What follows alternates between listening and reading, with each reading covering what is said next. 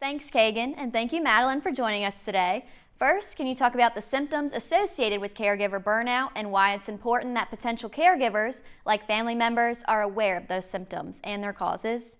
Sure, absolutely. So, symptoms of caregiver burnout include stress, anxiety, depression, social isolation and withdrawal, changes in appetite, and changes in sleep pattern. And it's really important that caregivers are aware of this beforehand, just so that they're able to take care of themselves while also taking care of an Alzheimer's patient. It's important that their health remains in good standing too. And in your publication, you describe the idea of the silent epidemic. What exactly does that mean? Yeah, so in terms of Alzheimer's, it basically is a progressive neurological disorder in which your brain cells shrink and then your brain cells die. So basically, every fiber of your being that makes you you goes away. So, in terms of a silent epidemic, it's just something that's negatively impacted so widely but rarely discussed. Alzheimer's is the sixth leading cause of death in the United States. So, it infects so many people worldwide, it's just not really talked about in the news. And what are some ways to relieve these symptoms and stressors and help support caregivers in their role? Yeah, so in terms of caregiver burnout, some ways to relieve it are still being studied just because each caregiver and each individual is so different. Each case with an Alzheimer's patient just changes based on behaviors and how the disease affects them themselves. But some ways that caregivers can kind of improve is just starting off with early education.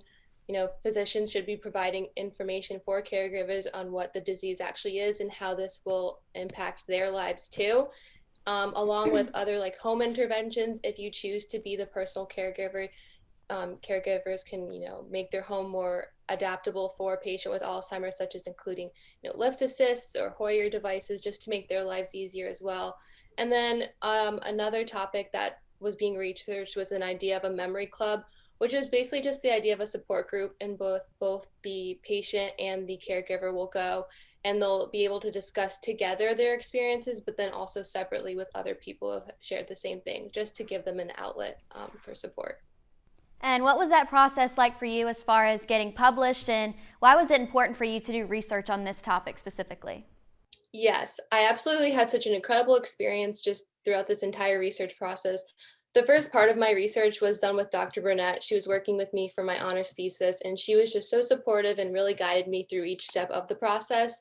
And then the second part of it that is published in the JMU Research Journal, I work with the editorial board, and it was just such an amazing experience to really see the collaborative efforts between everybody involved just to make the piece such an established part of the journal. So very honored, very exciting. And in terms of why I did my research, my inspiration came from my grandma. She was diagnosed with Alzheimer's when I was a sophomore in high school, and just seeing the impact that it had on not only her, but my entire family, especially my grandpa, who took over the caregiver role for her, it was really difficult to not only see her mental decline, but also his. And we would try to help him the best we could, and there really was just no research out there. So I think being able to take that personal experience into my academic career, really was such an inspiration to me, and I hope it helps him in some ways.